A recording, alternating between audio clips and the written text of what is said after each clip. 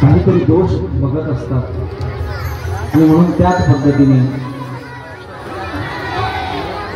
अजून भयानक काही राक्षस आहेत की ज्या राक्षसांनी त्या ठिकाणी खूप त्रास त्या ठिकाणी द्यायला सुरुवात केलेली आहे। ज्या तारकासुरांना आमच्या वडिलांना त्यांनी मारले आणि त्यांना सोडणार नाही म्हणून त्या ठिकाणी भयानक असं मनोबल त्या ठिकाणी धारण करून त्या ठिकाणी त्यांनी युद्धासाठी निघालेले आहेत आणि युद्धासाठी निघाल्यानंतर दोघांचा वध भगवान भोलेनाथांनी केलाय।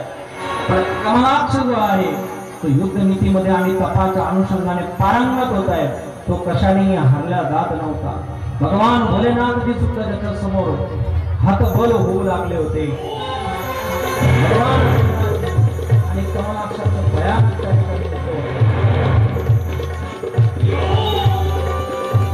कारण ज्यांनी तप केलेलं आहे त्या तपाचं बल कुठेतरी कमी पडल्यासारखं आपल्याला वाटतं।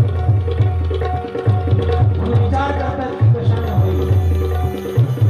भगवान भोलेनाथजी त्याचा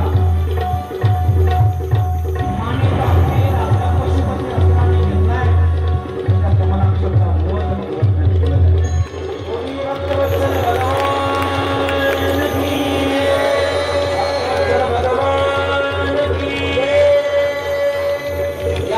राक्षसाचा वध भगवंताने केल्यामुळे भगवंताचं एक नाव पडलेलं आहे त्रिपुरारी।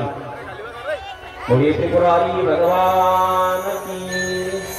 भगवंताने त्या तीनही राक्षसाचा वध केला।